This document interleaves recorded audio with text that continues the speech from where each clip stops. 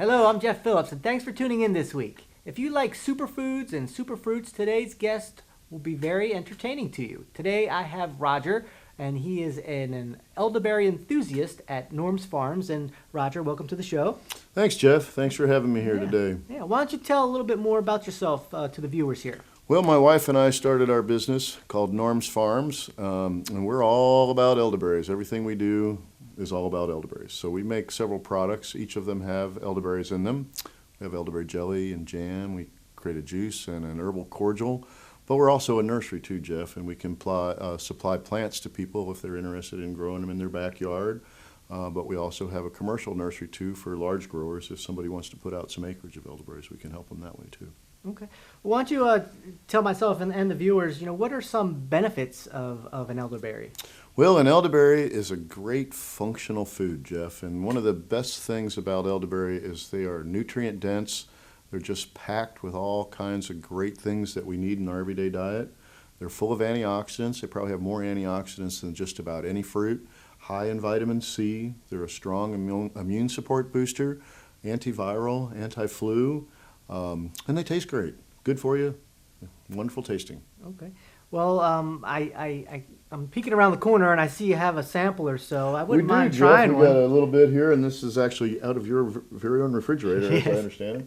So here's a little sample for you to taste. Okay, let me give it a try.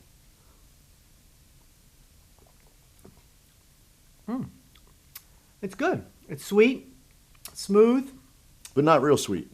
No, it's not. It's not super sweet at all. I think it kind of tastes a little bit like plum juice. Yeah, some people say plum, maybe with a little hint of black currant in there. Yeah, exactly. Other people think it's like a sweet prune juice.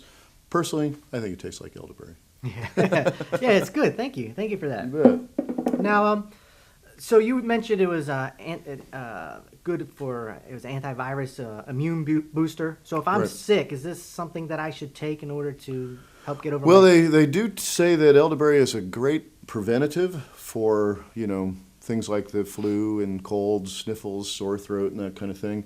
It's something that you want to have in your system every day if you can. If you do find that you've got that little tickle in your throat, Jeff, one of the things they found is that elderberry will actually help ease the symptoms and shorten the duration of the flu by nearly half. So, something that might last you a week you'll be over it in, 2 or 3 days instead. Okay. Now, is there any research or any doctors out there that kind of support or? Well, there is. along There's with been this? a lot of research on the elderberries. In fact, the University of Missouri just recently got a grant for $7.6 million to study some of the health and medical claims about the elderberry. Dr. Oz, everybody knows Dr. Oz, he says that elderberries are the very best thing we can do to prevent flu and colds. He says it's better than getting a flu shot or washing your hands. Wow. So I know whenever he's on the air and he talks about elderberry juice, we always see a spike in our sales. Oh, that's awesome. Awesome. All right. So what other products? Obviously, you make juice out of it. Is there any other products you can make Well, with we it? do, Jeff. One of the other health and wellness lines of products we have besides our pure juice is a recipe we call an elderberry herbal cordial.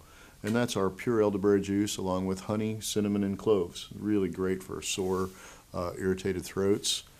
We also make a jelly and a jam, and occasionally we even combine our elderberry juice with some local fruits like the blueberry or the muscadine grape or, different common fruit juices that everybody like. We have a mission. We say elderberry for everybody every day. So that might mean elderberry wine for somebody, elderberry jam for somebody else, or a shot of elderberry juice in a glass of iced down vodka for somebody, So the idea is that we try to get that out there in different forms that people are going to like and be willing to try.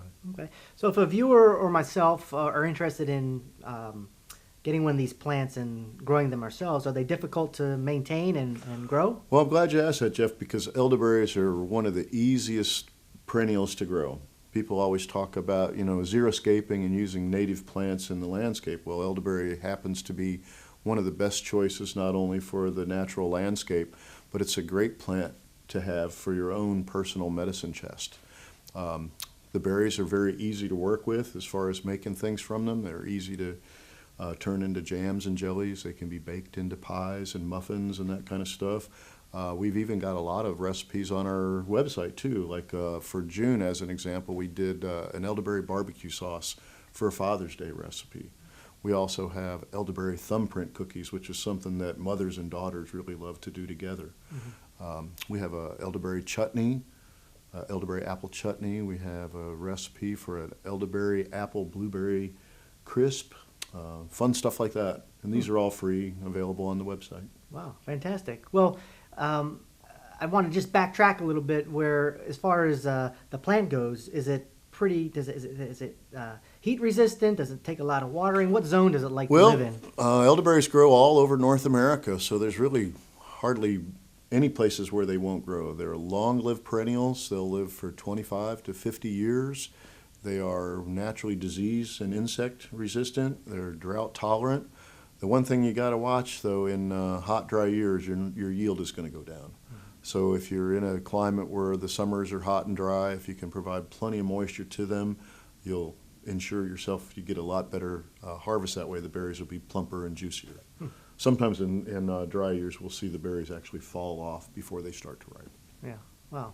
Well, very good information. I appreciate you coming in. And if you, the viewer, would like any more information or ask Roger some questions or read some of his recipes, you can go to the website that'll be at the end of this video. Thanks, and see you next time.